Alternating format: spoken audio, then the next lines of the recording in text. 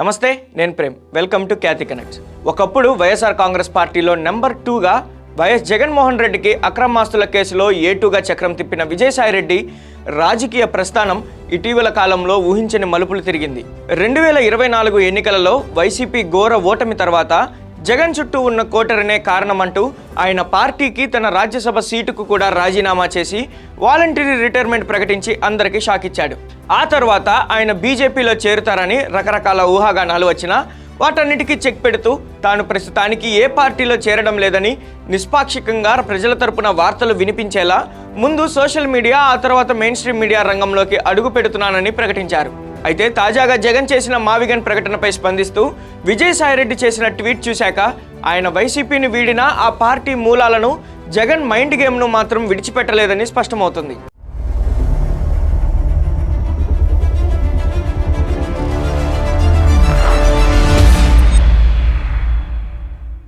ఇటీవల జగన్మోహన్ రెడ్డి వచ్చే ఎన్నికలు వైసీపీ మావిగన్ వర్సెస్ కూటమి అమరావతి అంటూ ఒక కొత్త వివాదాన్ని తెరపైకి తెచ్చారు.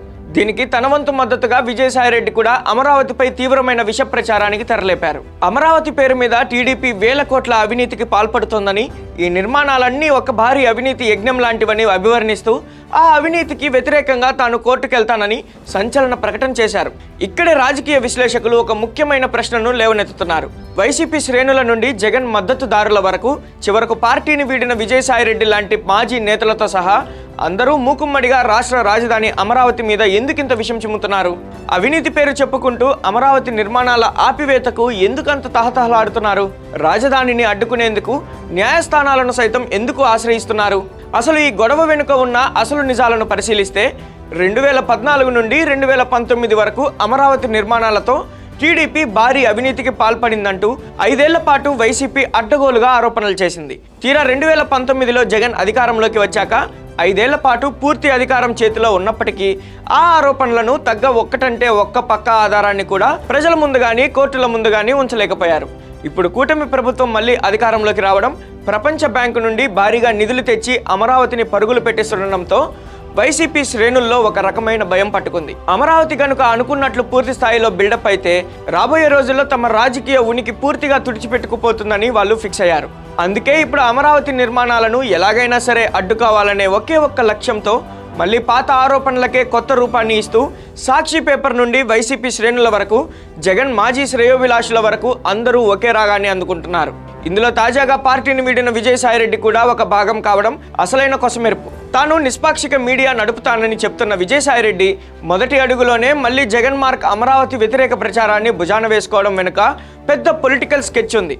అవినీతి పేరు చెప్పి కోర్టుల్లో కేసులు వేయడం ద్వారా అమరావతి పనులకు లీగల్ బ్రేకులు వేయాలనేది వీరి ప్లాన్. తద్వారా నిర్మాణాలను ఆలస్యం చేసి పెట్టుబడిదారుల్లో భయాన్ని సృష్టించాలనేది ఈ మైండ్ గేమ్ వెనుక ఉన్న అసలు రహస్యం. ఇక బాటమ్ లైన్ ఏంటంటే, విజయసాయిరెడ్డి వైసీపీకి రాజీనామా చేసిన లీగల్ వ్యవహారాల్లో జగన్కు లైన్ క్లియర్ చేయడానికి, అమరావతిపై బురద జల్లడానికి ఒక పక్కా అస్త్రంలా మారారు. 5 ఏళ్ల పాటు అధికారంలో ఉండి కూడా నిరూపించలేని అవినీతిని ఇప్పుడు కోర్టుకు వెళ్తాను అనడం కేవలం రాజకీయ కక్ష సాధింపు మరియు రాజధానిని అడ్డుకునే కుట్ర మాత్రమేనని జనాలకు క్లియర్ కట్గా అర్థమవుతుంది. మరి లాయర్ అవతారం ఎత్తి అమరావతిపై కోర్టుకు వెళ్తానంటున్న విజయసాయిరెడ్డి ప్లాన్ ఎంతవరకు వర్కౌట్ అవుతుందో చూడాలి. మరి వైసీపీని వీడినా అమరావతిపై జగన్ లాగే విషం చిమ్ముతూ కోర్టుకు వెళ్తానంటున్న విజయసాయిరెడ్డి తాజా నైజంపై మరియు ఈ అవినీతి ఆరోపణలపై మీ అభిప్రాయాన్ని కూడా కామెంట్ సెక్షన్లో పంచుకోండి. మరో లేటెస్ట్ అప్డేట్తో మళ్ళీ కలుద్దాం. కీప్ వాచింగ్ ఖ్యాతి కనెక్ట్స్.